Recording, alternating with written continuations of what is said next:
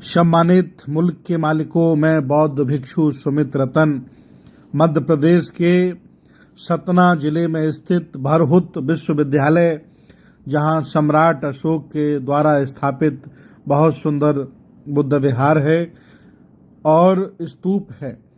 आप कभी ना गए हों तो एक बार मेरे निवेदन पर जरूर जाइए।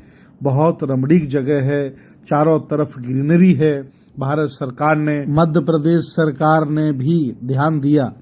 लगभग 10 किलोमीटर की बाउंड्री में ये भारत का इकलौता ऐसा भरहुत विश्वविद्यालय है जहां सांख्य दर्शन पढ़ाया जाता था। बौद्ध ग्रंथों में, पाली ग्रंथों में इसका बहुत ऊंचा स्थान है। आज भी पूरे भारत के बौद्ध वहां जाते हैं और भगवान बुद्ध और उनके बाद जितने भी संत गुरु महापुरुष पैदा हुए, बौद्ध राजा पैदा हुए, उनकी स्मृति में वहां तमाम आयोजन और कार्यक्रम होते हैं। मेरे साथ सतना और रीवा के जिंदा जागरूक लोग पहुंचे। हम लोगों ने उस स्तूप को नमन किया जो सम्राट अशोक के द्वारा बनवाया गया था। हमने वह स्थान अपनी आंखों से देखा जहां तथागत भगवान बुद्ध के जमाने की बहुत सारी विरासतें बिखरी पड़ी हैं।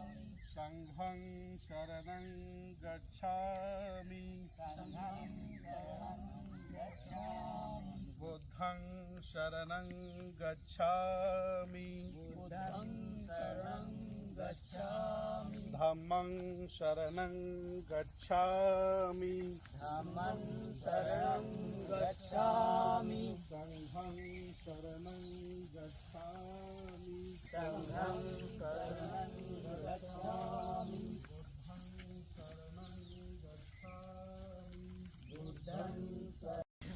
धम्मं नमामि, धम्मं नमामि, संघं नमामि। देखो, मैं बौद्ध भिक्षु सुमित रतन इस समय मध्य प्रदेश के सतना की पावन धरती पर हूँ और उसके दौरे पर हूँ। आज मैं सतना के सभी बुद्धिजीवी, विज्ञानवादी, तर्कवादी बौद्धों के साथ अपनी विरासत को देखने निकला हूँ। आप सभी लोग मुझे भरहुत लेके आए हैं। जब इतिहास खंगाला गया, विद्वानों को पढ़ा गया, तो पता चला कि तक्षशिला, नालंदा, उदयपुरी, विक्रमशिला, सिरपुर और जम्बू जैसे बड़े बड़े बौद्ध विश्वविद्यालय, ये भरहुत भी उसी श्रृंखला में शामिल था। यहाँ सांख्य दर्शन पढ़ाया जाता था। कहा जाता है कि यहाँ 1000 छात्र, 1000 आचार्य और 10,000 छात्र रहा करते थे। आप पीछे जो पहाड़ देख रहे हैं, इसमें भी बहुत सारी गुफाएं बनी हैं जिनमें बौद्ध भिक्षु रहा करते थे और देश दुनिया से लोग ज्ञान के पिपासु भरहुत में आकर के रहते थे। ये बिंद पर्वतमाला से घिरा भरहुत अपने आप में बहुत बड़ा कह सकते विश्वविद्यालय है। इतिहासकार बताते हैं, बुद्ध का दर्शन कहता है, पाली ग्रंथ और मगही भाषा के ग्रंथ, महायानी परंपरा के धम्म ग्रंथ कहते हैं कि ये स्थान सम्राट अशोक ने भगवान बुद्ध की स्मृति में जो 84,000 बौद्ध स्तूप बनाए थे, उसमें से एक स्तूप उन्होंने यहाँ भी बनाया था।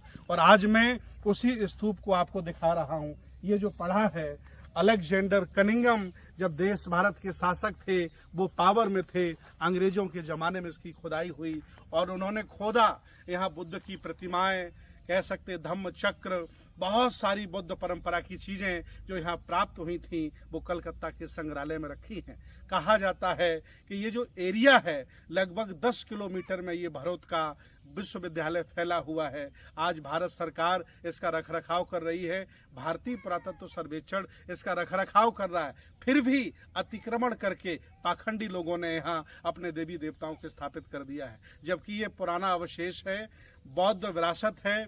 डॉक्यूमेंट के अनुसार, भारतीय पुरातत्व सर्वेक्षण के अनुसार ये एक बहुत ही प्राचीन कह सकते विश्वविद्यालय है और भग्नाशेष है। ये सम्राट अशोक के जमाने में जो 84,000 बुद्ध विहार बने थे, स्तूप बने थे, उसमें से ये एक है। आज मैंने इसको नमन करके, आज हम सब लोगों ने इसको नमन करके अपने आप को धन्य किया है।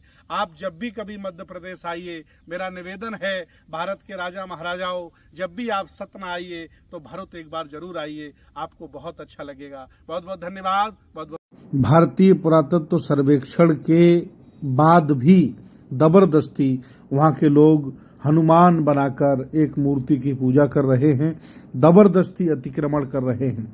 ये एक जगह नहीं है, अगर आप नहीं जागे तो सारी विरासतों पर ये लोग पाखंडी कब्जा कर लेंगे। जाग जाओ। विंध्य पर्वत माला में घिरा हुआ ये भरहुत विश्वविद्यालय सम्राट अशोक के द्वारा जो 84,000 स्तूप बनवाए गए उनमें से यहाँ एक स्थित है।